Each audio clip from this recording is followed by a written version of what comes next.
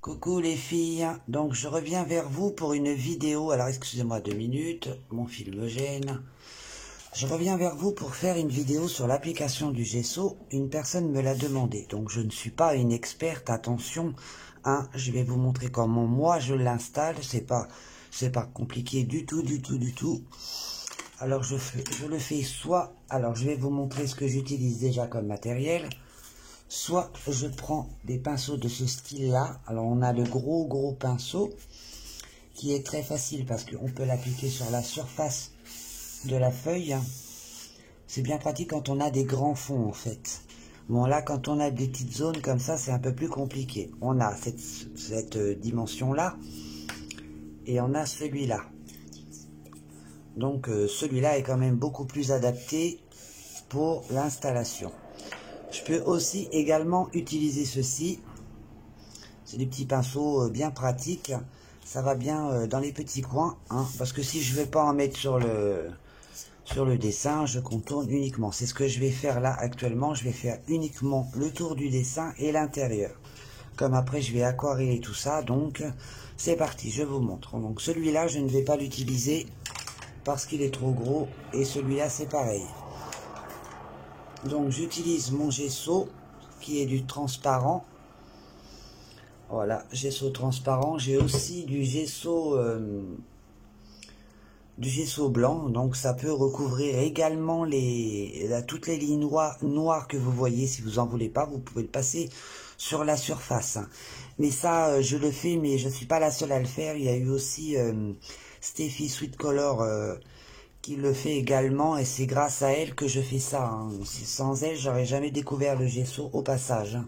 Donc je suis pas l'auteur de ça, moi. Je vais seulement représenter ce qu'elle nous a déjà montré.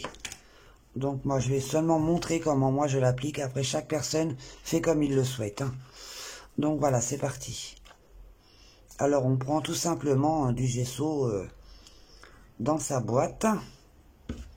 Ensuite, moi je viens l'appliquer. Alors ça dépend comment vous y prenez. J'aurais dû mettre une feuille en dessous. Les feuilles. Alors je vais bien d'abord protéger mon papier en dessous. Enfin, ma feuille, mon coloriage. Voilà. Alors je l'applique bien comme ça.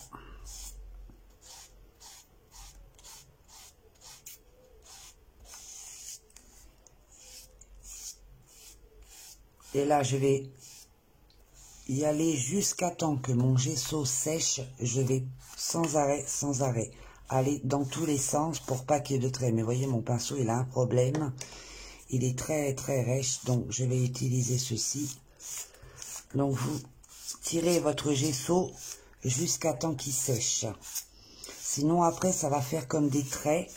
Et quand vous allez installer soit votre crayon aquarellable, soit votre néocolor ou ce que vous voulez, ça va faire beaucoup de traits et ça sera pas beau à la pose de la couleur. Jusqu'à temps qu'il soit sec, que ça soit lisse sur le papier, vous comprenez. Je sais pas si je m'exprime très bien, mais bon, je vais continuer à appliquer.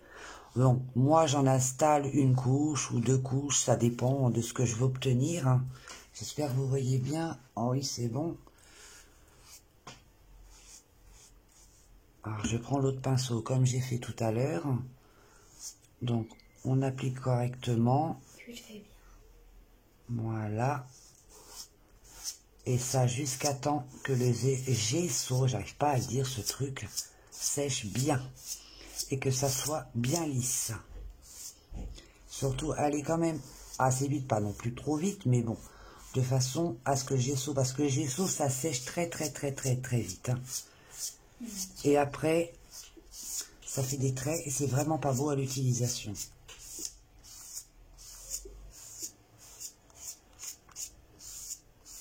Quand vous passez votre doigt, vous sentez quand c'est lisse.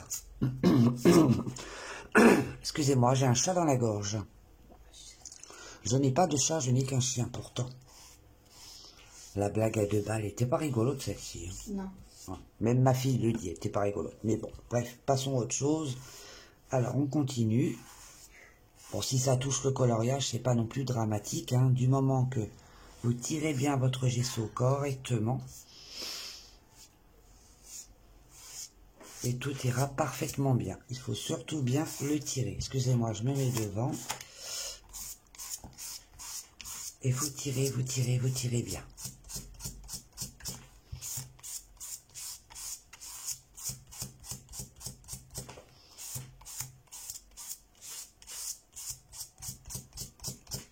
Voilà.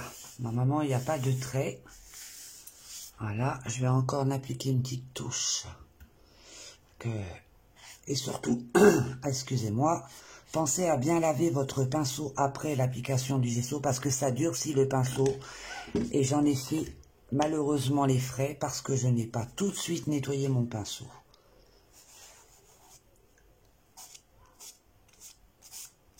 Alors là, vous allez bien tirer votre gesso correctement. Quitte à y mettre les doigts, c'est pas grave, hein.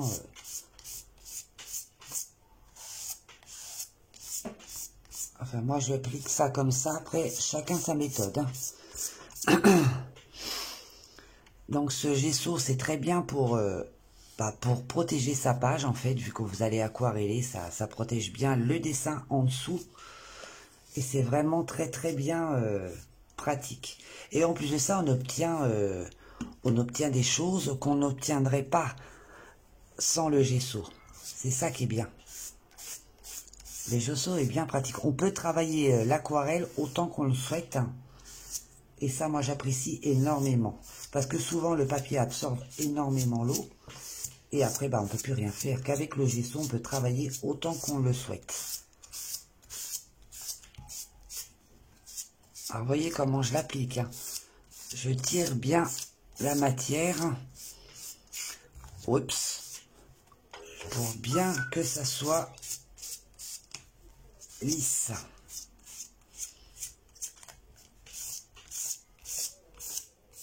Voilà, normalement c'est lisse. Alors si ça touche le dessin, hein, c'est pas grave. Hein.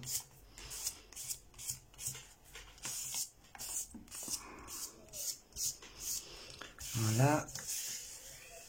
Il faut, surtout quand vous l'avez utilisé, posé la façon que vous le souhaitez, vous attendez bien que ça sèche avant de faire votre colo. Comme ça, ça n'en sera plus que joli. Un coup bien sec, parce qu'au début, c'est ce que je faisais, j'utilisais le gesso, et c'était pas vraiment sec, et quand on utilise l'aquarelle après, il y a quand même une différence entre au moment où il est bien sec, ou à peine, on voit bien la différence quand même. Donc je papote, mais ça va cesser.